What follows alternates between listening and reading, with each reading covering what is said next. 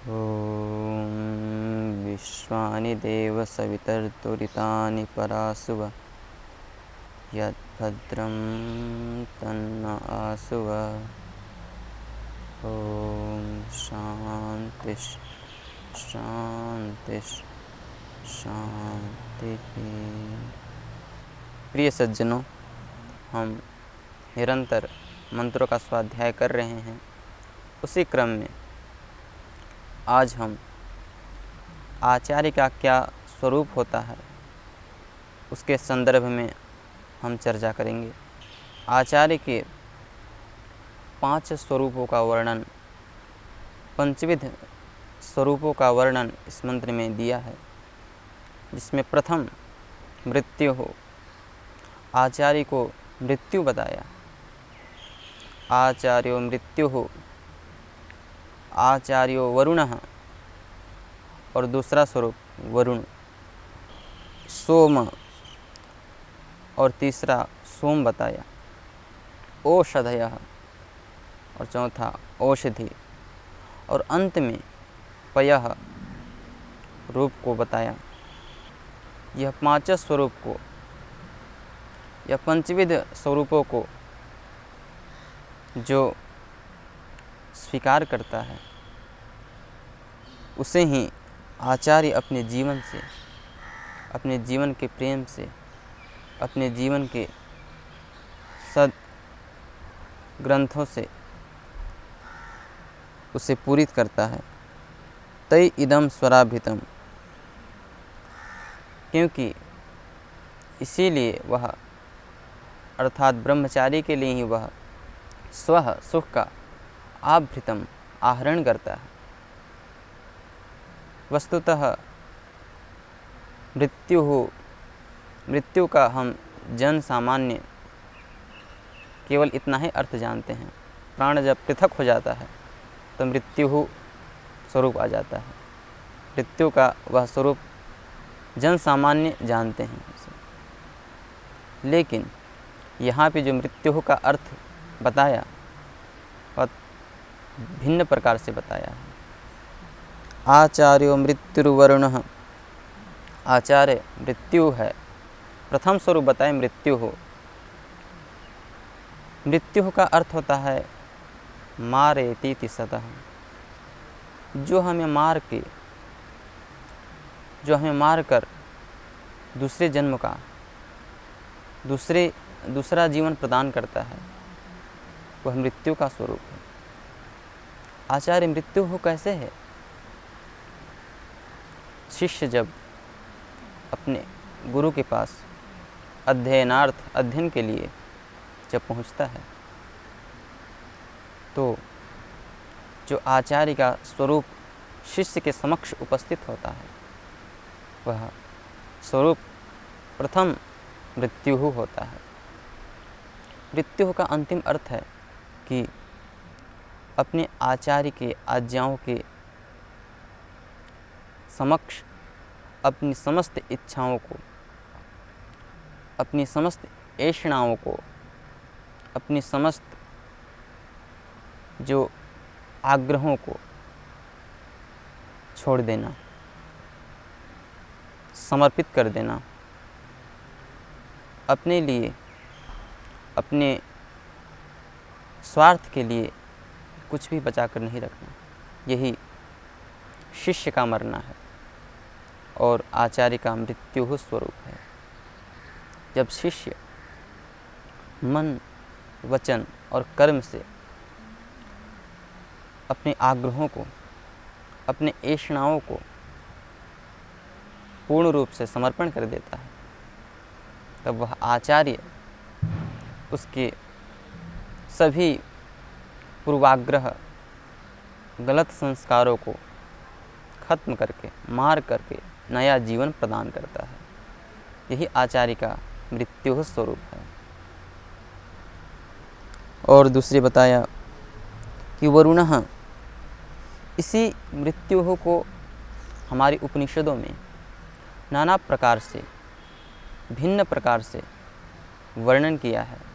कठोपनिषद के एक बहुत ही सुपठित और बहुत ही दिव्य प्रसंग है जिसमें बताया नचिकेता ब्रह्म को जानने के लिए कि ऐसा जिज्ञासु शिष्य है जो अपने पिता की आज्ञा पाकर वह मृत्यु यम के पास जाता है। यहाँ यम का अर्थ हमें मृत्यु करना चाहिए। वह नचिकेता मृत्यु के पास जाता है, मृत्यु रूपी आचार्य के पास जाता है और वह 3 दिन तक बिना कुछ खाए पिए भोग सांसारिक ऐषणाओं से रहित व निरंतर ब्रह्मचर्य की तपस्या में रत रहता हुआ 3 दिन तक वह तपस्या करता है और उस तपस्या से वह इंद्र, वह यमाचार्य जो मृत्यु स्वरूप है, प्रसन्न होकर उसे 3 वर प्रदान करते हैं। वस्तुतः मित्रों, ये जो हमारे उपनिषदों में, जो हमारे सद्ग्रंथों में, जो हमारे वेदों में यह जो उदाहरण और उपमाएं दी जाती है, वह हमें आंतरिक परोक्ष सत्य को बतलाने के लिए, एक अप्रत्यक्ष सत्य को प्रकट करने के लिए हमें वह उपमाएं और दृष्टांत दी जाती है। दृष्टांत समझाने के लिए होता है। तो इन्हीं को अथर्ववेदीय ब्रह्मचर्य सूक्तों में शब्दांतर से कहा कि आचार्यो मृत्युर्वरुणः सोम ओषधयः पयः जीमूता आसन सत्वा नस्तैरिदम स्वराभितम। आचार्य मृत्यु है और दूसरा स्वरूप बताया आचार्य का कि वह वरुण है। यूँ तो वरुण का अर्थ होता है जल। वेदों में सर्वत्र जो पाप नाशक होता है और जो हमें सभी सच्चे नियमों में चलाता है, उसे वरुण की उपाधि से युक्त बताया। अर्थात वरुण वह है जो हमें समस्त दोषों से, पापों से मुक्त कर देता है, सच्चे नियमों में बांध देता है, वह वरुण है। उसे ही यहाँ पे वरुण का स्वरूप बताते हुए आचार्य को वरुण बताया। जब ब्रह्मचारी अपने समस्त पूर्वाग्रहों को, अपने समस्त ऐषणाओं को, अपने समस्त जो उसके गलत संस्कार हैं, जब वह अपने आचार्य को समर्पित कर देता है तो वह आचार्य मृत्यु बनकर उसकी समस्त इन दोषों, पूर्वाग्रहों और संस्कारों को नष्ट करके सच्चे नियमों में चलाता है। और जब वह नियम में चलने लगता है तो उसे उस नियम का जो अखरापन है वह ख़त्म हो जाता है। और आगे बताया कि सोम, आचार्य का तीसरा स्वरूप बताया सोम। वह आचार्य सोम है। सोम अर्थात सोम का तात्विक अर्थ जो होता है वह होता है प्यारा। वह आचार्य अपने शिष्य के लिए प्यारा, अभयंकर, अभयदान स्वरूप हो जाता है। जो आचार्य का वह स्वरूप अभयंकर, अभयदान स्वरूप है, वह उस शिष्य के लिए अत्यंत प्यारा हो जाता है। उसे आचार्य की कोई भी ऐसा संदेश, उसके जीवन का आचरण, उसके उपदेशों का वह निरंतर आत्मसात करते हुए उसके नियमों का पालन करता है। औषधि, औषधि का अर्थ होता है औषधि।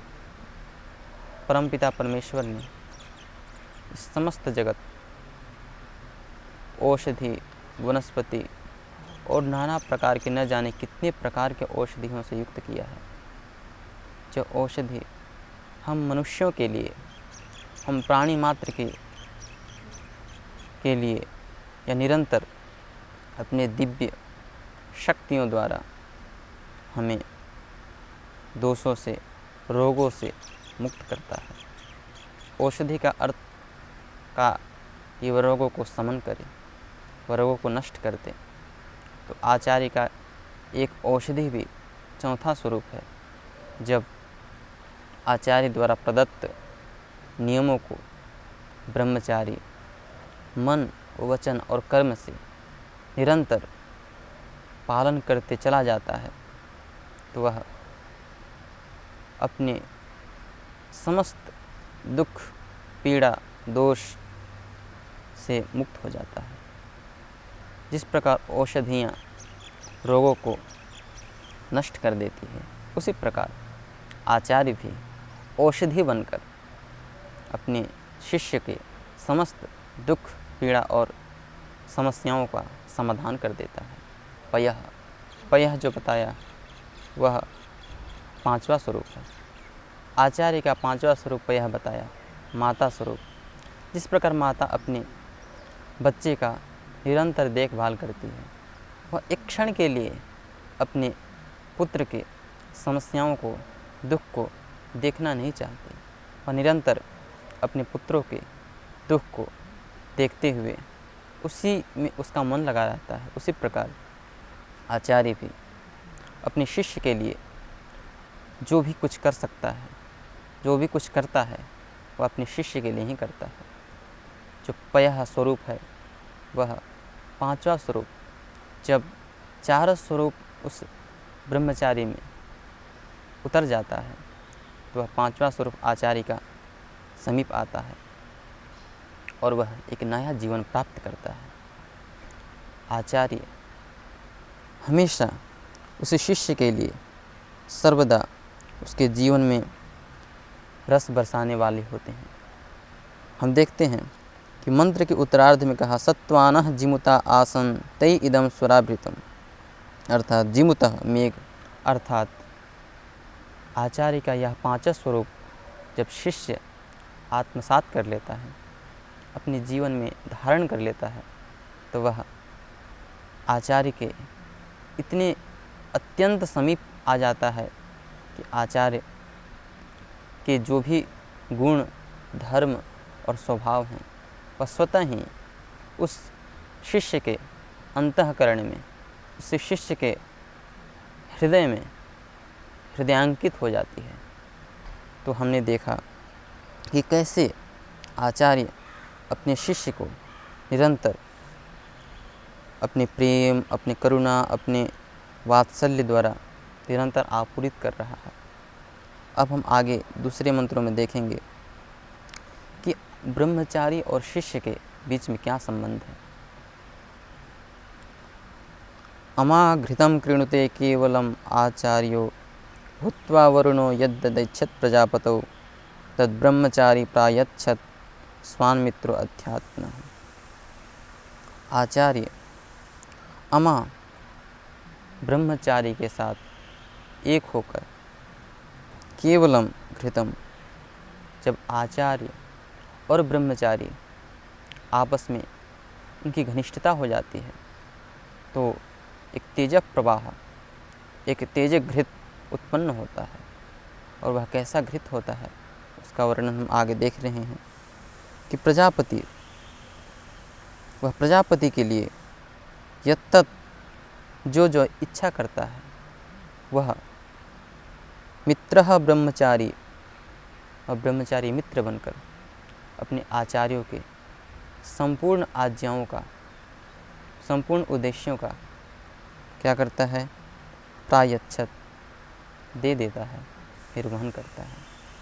इस मंत्र में बताया कि आचार्य और शिष्य, इन दोनों के बीच में क्या संबंध होता है। मृत्युर्वरुणः, मृत्य मित्र और वरुण, मित्र और वरुण ये दो उपमाएं दी। मित्र और वरुण का संबंध होता है। यह कितना सत्य है। यदि हम इन बिंदुओं को तात्विक दृष्टि से हम विचार करें तो पाएंगे कि निश्चय ही यह संबंध बहुत ही अटूट, बहुत ही उपमा नहीं दी जा सकती। इन संबंधों को अनुपमेय होती है संबंध। यही कारण है कि आचार्य और ब्रह्मचारी गुरुकुल में निरंतर जब वह अध्ययन काल में निवास करते हैं तो उस समय आचार्य अपने शिष्य को देता है अपने आचरण से। उस समय शिष्य अपने गुरु से निरंतर लेता ही रहता है, और जब शिष्य स्नातक होकर पढ़ करके आदित्य ब्रह्मचारी बनकर जब वह बाहर निकलता है संसार में, तो वह अपने गुरु के लिए देता है। अर्थात ब्रह्मचारी का यह परम कर्तव्य है कि जब वह गुरुकुल से स्नातक होकर निकले तो अपने गुरु की जो भी आज्ञाएं हैं, जो गुरु का उद्देश्य है, जो गुरु का लक्ष्य है, वही लक्ष्य उस ब्रह्मचारी का होता है। उससे इतर लक्ष्य का वह आग्रह नहीं करता, वह निरंतर अपने गुरु के ही उद्देश्यों को, गुरु के ही लक्ष्यों को, गुरु के ही ध्येय को अपना ध्येय मान लेता है। यही शिष्य का सच्चा शिष्यत्व है, यही शिष्य का सच्चा शिष्यपन है। तो हमने देखा कि कितनी अटूट, कितनी घनिष्ठ मित्रता होती है गुरु और शिष्य के बीच में। गुरु वह वरुण है जो शिष्य को अपने ज्ञान, अपने तप के द्वारा पूर्ण करके स्नातक बना करके गुरुकुल से जब भेजता है, तो वह जिस प्रकार मित्र अपने दूसरे मित्र को कितनी हृदय की उद्गार द्वारा उसकी सहायता करता है, उसी प्रकार वह शिष्य भी अपने गुरु के जो आज्ञाएं हैं उसे एक क्षण के लिए भी उनकी आज्ञाओं का उल्लंघन नहीं करता, क्योंकि वह तपस्या और पुरुषार्थ द्वारा उन तत्वों को प्राप्त किया हुआ है जो उसे जीवन में जो भी द्वंद्व हैं उसे परास्त नहीं कर सकते। वह सर्वथा अपने गुरु के ही आज्ञाओं को निरंतर हर क्षेत्र में, चाहे वह विद्या का क्षेत्र हो, चाहे वह कृषि का क्षेत्र हो, गुरु की जो भी आज्ञाएं हैं उसे प्रीतिपूर्वक पालन करता है। वेदों में भी इन बिंदुओं को अनेक प्रकार से वर्णन किया है, जिसमें उपनिषद कार कहते हैं, उपनिषद के ऋषि कहता है, क्या कहता है? सहनाववतु सहनौ भुनक्तु सह वीर्यं करवावहै तेजस्विना अधीतमस्तु माँ विद्विषावहै। सहनाववतु, हे प्रभु, शिष्य उस परमपिता परमेश्वर से प्रार्थना करता है कि हे प्रभु सहनाववतु, हम गुरु शिष्य दोनों को साथ साथ रक्षा करो। आपकी हम निरंतर नित्य प्रति आपकी हम ध्यान उपासना किया करें। सहनौ भुनक्तु, हम गुरु शिष्य आपकी कृपा से साथ साथ भुनक्तु आपके वह अनुपम आशीर्वाद का भोग करें। और तीसरा बताया सह वीर्यम करवावहै, आपकी कृपा से, आपके अनुग्रह से हे प्रभु वीर्यम, हम उस परम विद्या को प्राप्त करें। तेजस्विनावधीतमस्तु, जिससे आपकी ही कृपा से वह परम विद्या प्राप्त करके वह हमारा विद्या कैसी हो, तो तेजस्विता से युक्त हो। वह विद्या मात्र केवल आजीविका चलाने के लिए नहीं, अपितु तेजस्वी हो, हमारा विद्या तेजस्वी युक्त हो। वह तेजस्वी कैसे होगा? जब विद्या का लक्ष्य, विद्या का उद्देश्य को हम अपना उद्देश्य समझेंगे। विद्या का उद्देश्य है कि हम जो भी जानते हैं, जो भी कुछ करते हैं, वह हमारे जीवन में उतर जाए। यो एवं वेदः स एवं भवति, जो हम जानते हैं वैसा हम हो जाएं, यही विद्या का उद्देश्य है। तो हमने देखा आज कि आचार्य और ब्रह्मचारी का क्या संबंध बताया। आचार्य मृत्यु बनकर ब्रह्मचारी को कैसे अपने आचरण से, अपनी विद्या से युक्त करता है। तो आज के एपिसोड में हम इतना ही। ओम शांति शांति शांति।